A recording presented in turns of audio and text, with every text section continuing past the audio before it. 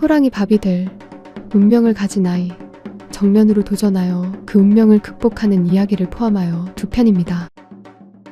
안녕하십니까? 소쿨 극장 오디오북 시간입니다. 구독과 좋아요 그리고 알람 설정 부탁드립니다. 재미있고도 좋은 글로 보답하겠습니다. 첫 번째 꼭지. 가문의 운을 트게 한 며느리의 효성 이야기입니다. 옛날 어느 산골 마을에 몹시 가난한 집이 있었다. 이 집에는 병약한 아들과 늙은 어머니 둘이 살고 있었는데 어느 날 착하고 마음씨 고운 며느리가 새로 시집을 왔다. 새 며느리가 시집 온 이튿날 아침이었다. 며느리가 부엌에 나가 밥을 지으려 했으나 쌀독이 텅 비어 있었다. 쌀은커녕 보리 한 톨도 남아있지 않았다. 며느리가 난처해 서 있는데 시어머니가 부엌으로 들어왔다. 얘야, 조금만 기다리거라. 하더니 시어머니는 벽에 걸린 작은 주머니를 허리에 차고 밖으로 나갔다. 한참 뒤 돌아온 시어머니는 그 주머니에서 밥을 꺼냈다. 그제야 며느리는 알았다. 늙은 시어머니가 매일 동량을 다녀 가족의 끼니를 잇고 있다는 사실을. 그 사실을 알게 된 며느리는 그날 밤 부끄럽고 미안해서 잠이 안 왔다. 다음 날 아침 시어머니가 나갈 준비를 하는데 며느리가 그 차림을 가만히 살피니 시어머니가 다 해진 속바지를 입고 있었는데 바지 올이 다 풀려 속살이 비칠 지경이었다. 저런 옷을 입고 찬바람 속을 다니시니 얼마나 싫으실꼬. 며느리는 가슴이 미어졌다. 그래서 시어머니가 나간 뒤 집안을 샅샅이 뒤져 헝겊을 찾았다. 그러나 워낙 가난한 집이라 해진 속바지 하나 기울 만한 천 조각도 없었다. 이리저리 찾다가 기름 짜던 배주머니가 석가래 밑에 끼어 있는 것을 보고는 그걸 빨아서 시어머니의 속바지를 기워드렸다. 시어머니의 속바지에 댄 헝겊은 워낙 기름에 절었으므로 몇 번을 빨았지만 기름기가 가시지 않았다. 며느리가 기운 속바지를 입은 시어머니는 며칠 뒤 이상한 것을 느꼈다. 날씨가 맑은 날이면 기워댄 헝겊이 까슬까슬하였고 비가 오려 하면 눅눅하게 기름기를 머금었다. 덕분에 시어머니는 속옷에 댄 헝겊의 상태를 보고 날씨의 변화를 알 수 있게 되었다. 장마철에 구름이 끼어도 시어머니가 내일은 비가 안 옵니다. 비 걱정하지 마세요. 라고 말하면 정말 비가 오지 않았다. 또 어떤 날은 전혀 비가 올 것 같지 않은데도 곧 비가 올 터이니 모두 비 설거지를 해야겠습니다. 라고 하면 정말로 비가 왔다. 마을 사람들이 처음에는 반신반의하다가 틀린 적이 없자 모여서 수군거리기 시작하였다. 저 할머니는 하늘에 돌아가는 기운을 아는 모양이다. 소문은 마을을 넘어 고을 원님의 귀에까지 닿았고 원님은 그녀를 불러 직접 확인하고는 감탄하여 가명에 보고하였다. 가명에서 다시 조정에 알리니 마침 임금님의 옥새를 잃어버려 온 나라가 발칵 뒤집혀 있던 터라 임금께서 그 여인을 당장 대궐로 불러들이라 명하셨다. 임금의 명을 받은 관리들이 가마를 가지고 와서 그녀를 모시고 대궐로 향하였다. 가마 안의 노파는 속이 타들어갔다. 내가 한 일이라곤 기름 밴 헝겊으로 날씨를 짐작한 것뿐인데 어찌 잃어버린 옥새를 찾겠는가. 걱정이 태산 같아서 자기도 모르게 신세 타령이 흘러나왔다. 월궁인지 절궁인지 가기는 간다마는 내일 일을 어이할꼬. 그런데 공교롭게도 앞 가마꾼의 이름이 월궁이요 뒷 가마꾼의 이름이 절궁이었다. 두 사람은 그 말을 듣고 얼굴이 새하얗게 질렸다. 저 어른이 우리 이름을 꿰뚫어보고는 내일 일을 어이할꼬 하시니 내일 우리가 죽는다는 게 아닌가. 두 사람은 가마를 멈추고 무릎을 꿇고 이마를 땅에 찧었다. 모두 알고 계시니 긴 말씀은 드리지 않겠습니다. 목숨만은 살려주십시오. 임금님의 옥새는 대궐 뒷산 느티나무 밑에 묻어두었습니다. 부디 그것을 찾아 임금님께 드리고 우리는 살려주십시오. 여인은 속으로 천지신명께 감사드리며 고개를 끄덕였다. 대궐에 들어가니 임금께서 물으셨다. 심히 옥새를 잃었는데 그대가 신통하다고 하여 불렀다. 어디 있는지 말해 보아라. 여인이 무릎을 꿇고 아뢰었다. 한 가지 청을 들어주시면 옥새가 있는 곳을 말씀드리겠습니다. 말해 보아라. 옥새를 훔쳐서 감춘 자가 누구인지는 묻지 않겠다고 약속해 주십시오. 임금께서 잠시 생각하시더니 허락하셨다. 그대의 청을 들어줄 터이니 어서 말해 보아라. 여인은 가마꾼에게 들은 그대로 대궐 뒷산 느티나무 아래를 파괴하였고 거기서 옥새가 나왔다. 임금께서는 크게 기뻐하며 여인에게 커다란 집 한 채와 많은 재물을 상으로 내리셨다. 노파는 집으로 돌아와 아들과 며느리에게 말했다. 이 모든 복은 내가 아니라 며느리 내 덕이다. 며느리가 놀라 물었다. 어머니 덕이지. 어찌 제 덕이옵니까? 노파가 웃으며 말했다. 내가 내 속바지를 키워주지 않았다면 내가 어찌 날씨를 알았겠느냐. 그 일이 없었다면 궁궐에 갈 일도 없었을 것이다. 그러자 마을 사람들은 시어머니의 해진 속바지에 기름 주머니를 대고 키워준 며느리의 효심이 오늘 튀게 해서 식구들이 모두 잘 살게 되었다고 며느리를 칭찬하였다. 할머니는 집으로 돌아와 아들, 며느리, 손자, 손녀와 함께 잘 살았다. 두 번째 꼭지. 호랑이 밥이 될 운명을 가진 아이 이야기입니다. 옛날 어느 마을에 가난한 과부와 어린 아들이 살고 있었다. 어머니는 날품을 팔며 아들을 키웠고 아들은 서당에 다니며 글을 배웠다. 과부는 날품을 팔러 다니면서도 아들만큼은 꼭 끝까지 가르치겠다고 이를 악물었다.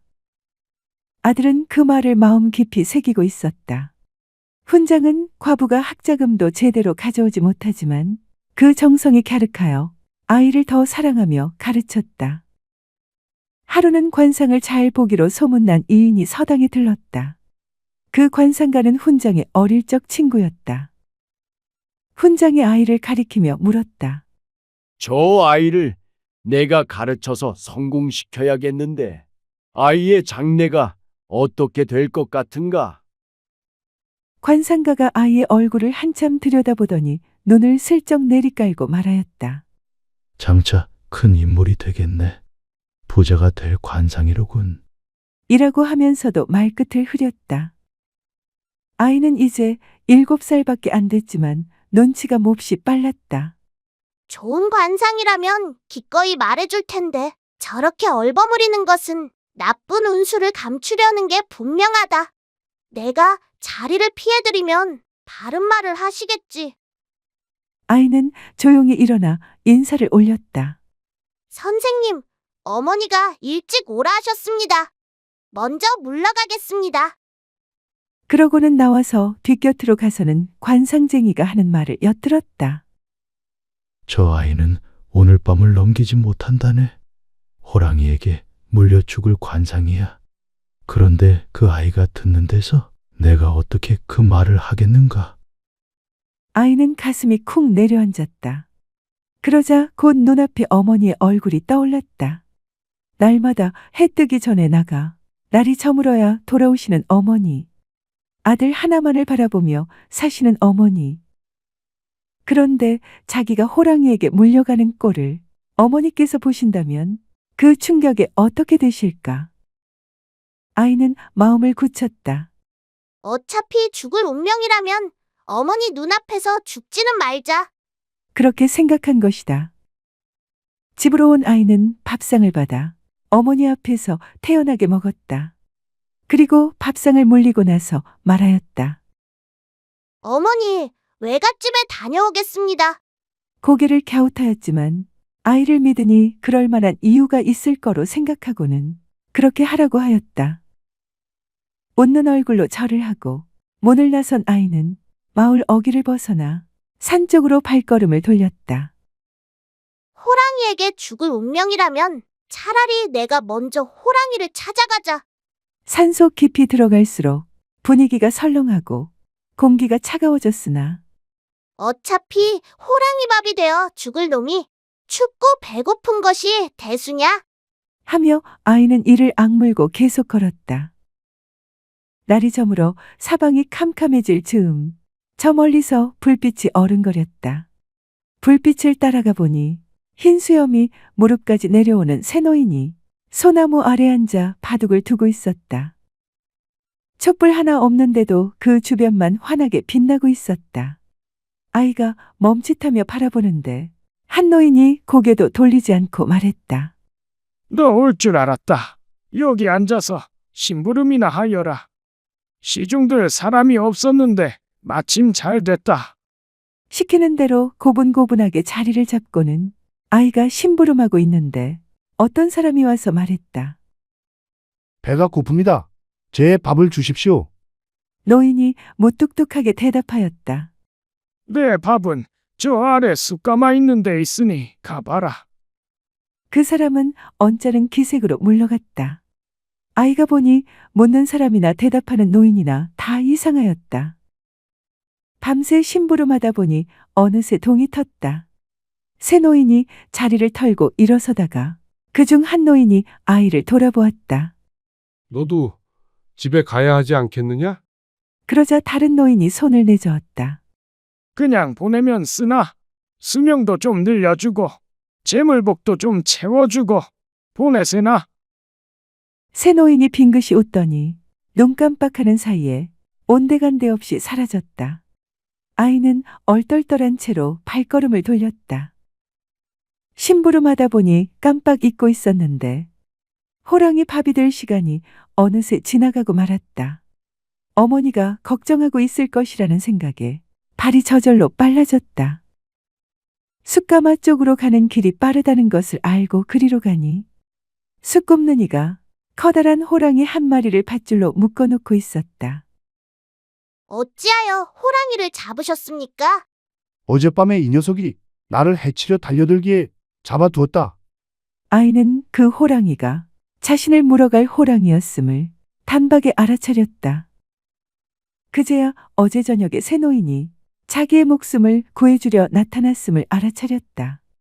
숯 굽는 이에게 고맙다고 인사를 하고는 집으로 돌아간 아이는 어머니에게 다녀왔다고 인사를 드렸다. 어머니는 외갓집을 다녀온 줄로만 알고 별일 아니라는 듯 태평스럽게 말하였다. 글 배우는 나이가 뭐하러 여기저기 다니느냐. 어서 서당에 가거라. 다행이었다.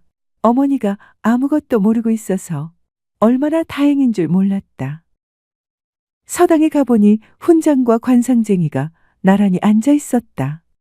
훈장이 관상쟁이를 하룻밤 잡아두고 기다리고 있던 참이었다. 아이가 공손히 인사를 올리자 관상쟁이가 아이 얼굴을 뚫어지게 들여다보더니 말하였다. 이 아이의 관상이 완전히 바뀌었구나. 희한하게 그 사이 대운이 열렸네. 아이가 하룻밤 동안 있었던 일을 차근차근 이야기하자 관상쟁이가 두 눈에 물기를 머금고 고개를 끄덕이며 말하였다. 효도 효자가 내 얼굴에 새겨져 있다. 불쌍한 어미에게 내 죽는 모습을 보이기 싫어서 제 발로 죽으러 간 그 마음이 하늘을 움직인 게야. 내 목숨을 살린 것은 다름 아닌 그 효심이니 죽을 때까지 어머니에게 효도하거라. 그 아이는 자라 과거에 급제하고 높은 벼슬에 올랐다. 그는 평생 백성들을 자기 형제같이 부모님같이 여기고 보살폈다. 퇴직해서는 늙으신 어머니를 모시고는 어머니의 평생 소원인 팔도유람을 하면서 끝까지 효도했다. 소쿨극장입니다. 들어주셔서 고맙습니다. 구독과 좋아요 그리고 알람 설정 부탁드립니다. 매주 목요일은 오디오북 시간입니다. 재미있고도 좋은 이야기로 보답하겠습니다. 다음에 만날 때까지 건강하시기를 기원합니다.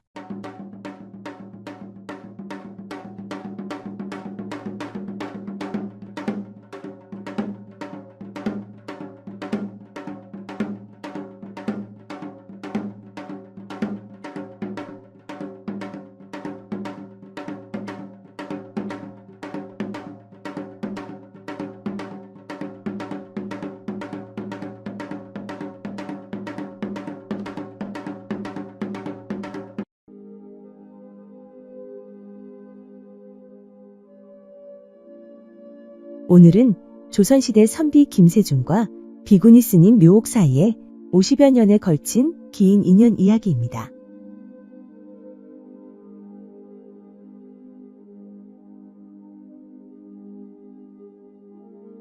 안녕하십니까.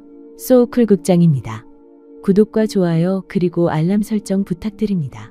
재미있고도 좋은 글로 보답하겠습니다.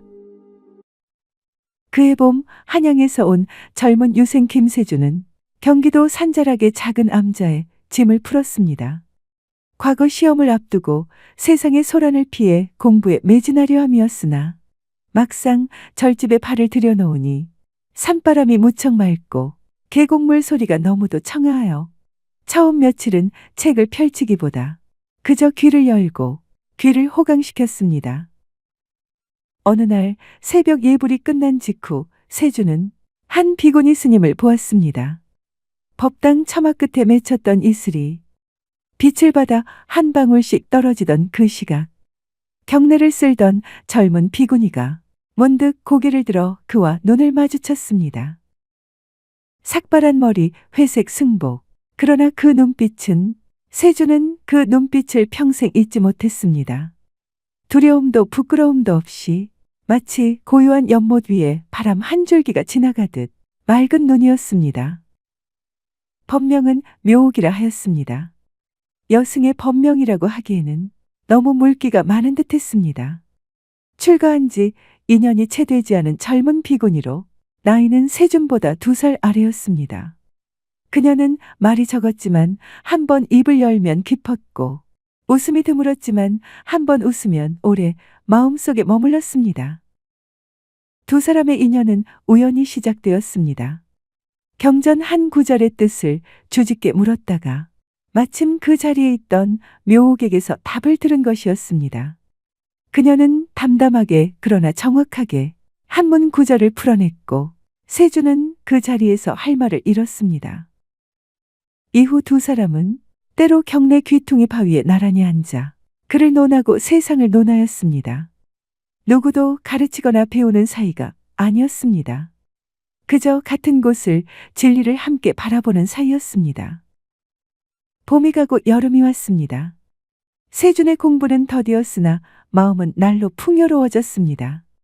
묘옥과 나누는 대화는 그 어떤 경전보다도 더 그의 마음속으로 깊이 스며들었습니다.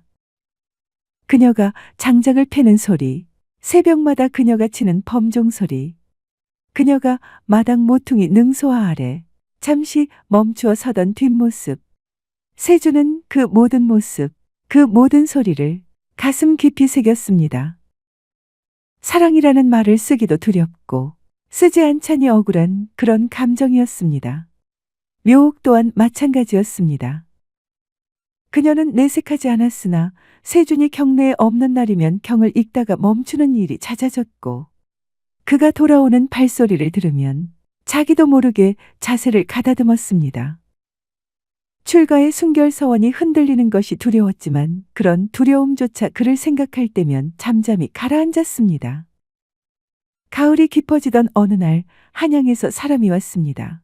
세준의 아버지가 보낸 하인이었습니다. 이조판 서댁과 혼담이 이루어졌으니 속히 돌아오라는 엄명이었습니다. 열흘 동안 돌아가기를 미루었지만 부모의 명을 어떻게 어기나요? 세준은 결국 짐을 쌌습니다. 양반과 자제가 사찰에 머물며 비구니와 정을 나눈다는 소문이 한양까지 퍼져 이미 한 자락 돌고 있었고 마침내 그 소문이 부친의 귀에까지 닿은 것이었습니다. 떠나기로 작정한 전날 밤이었습니다. 세준은 달빛이 좋아 묘옥이 혼자 경을 읽고 있는 지장전 처마 아래로 갔습니다. 밝은 달 아래 두 사람은 한참을 말없이 앉아 있었습니다. 세준이 먼저 입을 열었습니다. 가야하오. 묘옥은 고개를 끄덕였습니다. 그녀의 눈은 달빛을 받아 촉촉이 빛났으나 눈물은 흘리지 않았습니다. 가셔야지요. 묘옥 스님, 나는 선비님, 맹세의 말씀은 아무것도 하지 마세요. 어떻게 되던 결국은 죄를 짓게 될 겁니다. 그 한마디가 모든 것을 막았습니다. 세주는 그 뒤로 아무 말도 하지 못했습니다. 머무르다가는 영영 불효자가 될 것 같았습니다. 불효는 절대로 범해서는 안 되는 죄악이었습니다. 세주는 계획을 앞당기기로 했습니다. 그날 저녁 절을 떠나면서 세주는 일주문 어귀에서 한 번 뒤를 돌아보았습니다. 묘옥이 도량 한가운데에서 그를 보고 있었습니다. 그녀는 합장했고 세주는 그 모습을 평생의 그림으로 가슴에 걸어두었습니다. 세주는 돌아가 혼례를 올렸고 부친의 명을 따라 과거를 보고 과거에 급제하였습니다.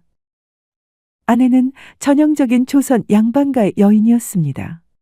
곱고 순한 여인이라 세준 앞에서 한 번도 고개를 들거나 말대꾸하지 않았습니다. 그러나 혼인한 지 3년 만에 아내는 아이를 낳다 세상을 떠났습니다. 아이도 따라갔습니다. 세주는 그 후 다시 혼인하지 않았습니다. 주변에서 재취를 권할 때마다 그는 웃음으로 물리쳤지만 자신도 이유를 명확히 말하지 못했습니다. 다만 가슴 한쪽에 오래된 자리가 있어 그곳에 다른 무언가를 들이기가 영 내키지 않았습니다. 묘옥은 그 절을 떠나 여러 선방을 돌면서 더욱 수행에 정진하였습니다. 해가 지나고 세월이 흐르면서 묘옥은 절의 주지가 되었고 비구니들 사이에서 계율이 엄하고 가르침이 깊다는 명성을 얻었습니다. 그러나 새벽 예불을 마치고 혼자 앉아있는 시간이면 그 옛날 절어기를 내려가던 젊은 선비의 뒷모습이 불현듯 떠오르곤 하였습니다. 그럴 때면 그녀는 눈을 감고 염주를 굴렸습니다. 억지로 생각을 지운다고 지워지지 않는다는 것은 이미 알고 있었습니다. 그러니 어떡합니까? 죽이 되건 밥이 되건 평생의 화두 삼아 데리고 살아야죠. 봄날이 지나가듯이 욕망이나 생각이 지나가도록 그냥 내버려 두었습니다. 그렇게 50여 년의 세월이 흘렀습니다. 70을 훌쩍 넘긴 김세주는 이조참판을 마지막으로 관직에서 물러났습니다. 부친이 시키고 가문이 강제하던 벼슬에 대해서는 주어진 일이라 열심히 봉사했을 뿐 미련은 없었습니다. 퇴직하니 마음이 텅 빈 듯 허하여 세준 노인은 전국의 사찰을 순례하기 시작했습니다. 특별한 목적은 없었습니다.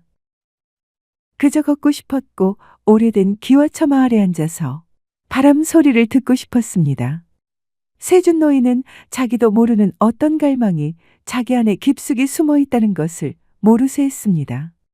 그저 사찰을 순례하는 것이 남은 삶을 보내는 자기만의 방식이라 여겼습니다. 한양 근교 어느 산자락을 오르던 초여름 어느 날이었습니다. 비구니 암자 하나가 보였습니다. 일주문 안으로 들어서는데 마당 끝 보리수나무 아래 앉아있는 노승이 눈에 들어왔습니다. 하얗게 센 머리와 앉은 자세의 고요함. 어딘가 낯설지 않은 모습에 발을 멈추었습니다. 노승이 고개를 들었습니다. 두 사람은 한동안 서로를 바라보았습니다. 반백년 세월이 서로의 얼굴에 새겨져 있었습니다.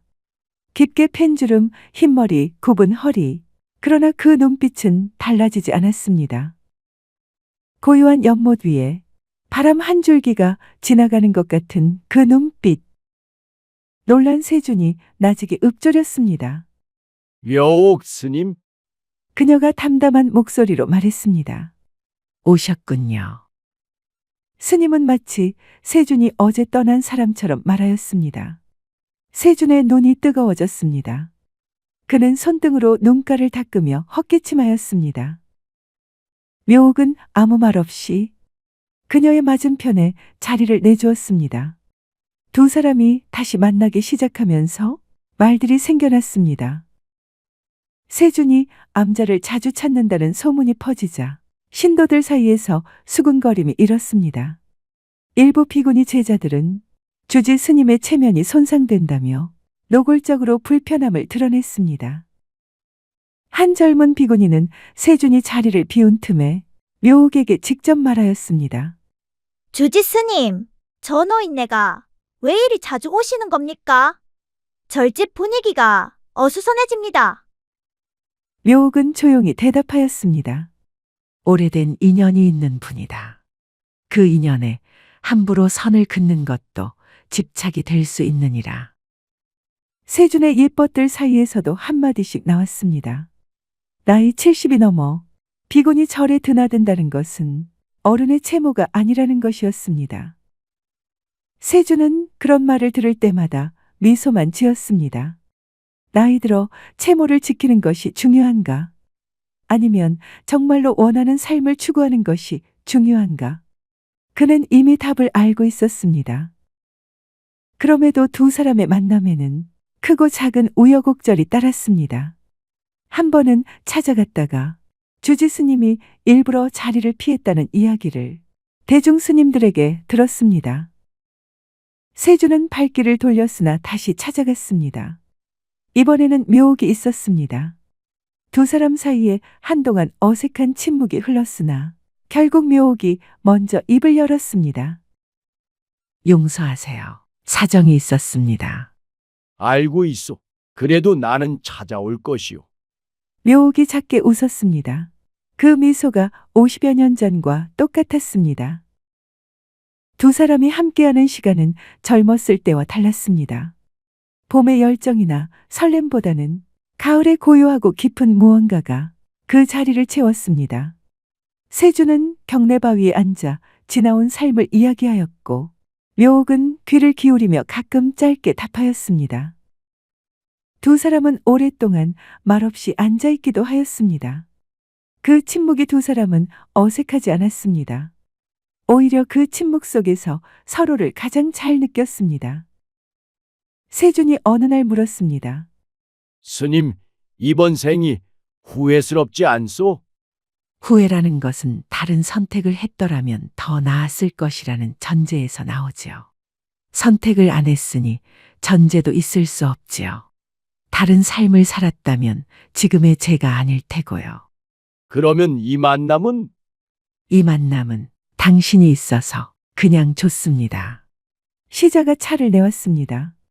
함께 차를 음미하는 그 시간이 두 사람에게는 어떤 긴 대화보다 값졌습니다. 그러나 가끔, 아주 가끔 두 사람 사이에는 말로 할 수 없는 어떤 감정이 스쳐 지나가기도 하였습니다. 어느 해 늦가을, 경내에 단풍이 붉게 타오르던 오후였습니다. 두 사람이 나란히 걸어가다 세준이 무심코 묘옥의 손 가까이에 자신의 손을 두었습니다. 손가락이 닿을 듯 말 듯한 순간이었습니다. 묘옥이 멈추었습니다. 세준도 멈추었습니다. 두 사람 모두 아무 말도 하지 않았습니다. 잠시 후 묘옥이 먼저 걸음을 옮겼고 세준은 그 뒤를 따랐습니다. 그날 이후 세준은 생각하였습니다. 50여 년이 지났어도 그 사람 곁에서 손 하나를 잡지 못하는 자신이 가엾기도 하고 우습기도 하였습니다. 그러나 슬프지는 않았습니다. 오히려 그 잡지 못한 손이 그 이루어지지 않은 것이 두 사람 사이를 더 오래 더 깊이 지켜온 것일지도 모른다는 생각이 들었습니다.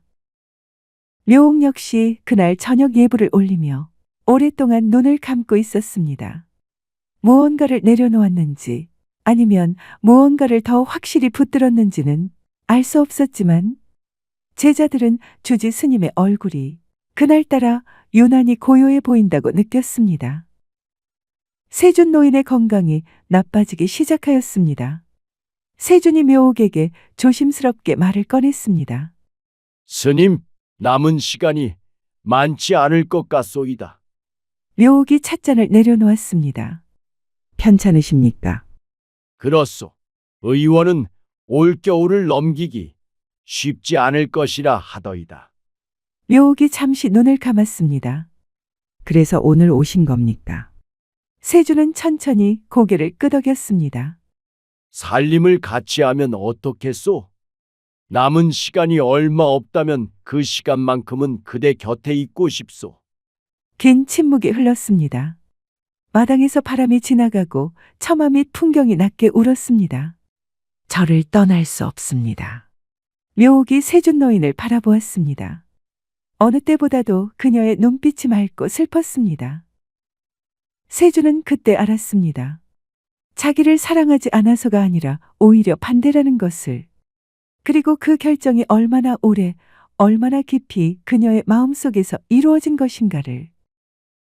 알겠소. 그대가 곁에 있어 주어서 이번 생에 나는 참 좋았소. 묘옥이 고개를 숙였습니다. 그녀의 어깨가 미세하게 떨렸습니다. 세준이 낮게 거의 혼잣말처럼 중얼거렸습니다. 다음 생엔 부부가 되었으면 좋겠소. 묘옥은 그 말을 듣고 아무 말도 하지 않았습니다. 그러다가 천천히 미소를 지었습니다. 50여 년 전 새벽 처마 아래서 처음 보았던 그 미소가 아니라 그보다 훨씬 깊고 고요한 미소였습니다. 그러지요. 기대하고 있을게요. 그 한마디에 세주는 만족했습니다. 세주는 그의 겨울을 넘기지 못하였습니다. 그가 세상을 떠났다는 소식은 다음 해봄 암자에 당도하였습니다. 묘옥은 소식을 전하는 사람 앞에서 아무 말도 하지 않았습니다. 다만 법당으로 들어가 문을 닫고 밤새 나오지 않았습니다. 세준 노인이 세상을 버린 다음해 가을, 묘옥 비구니도 세상을 떠났습니다. 입적 직전 그녀가 마지막으로 한 말을 제자들은 오래도록 기억하였습니다. 참 좋은 인연이었느니라. 봄이면 꽃이 피고 가을이면 붉게 물들고 겨울이면 하얗게 덮이는 그 산은 변함없습니다.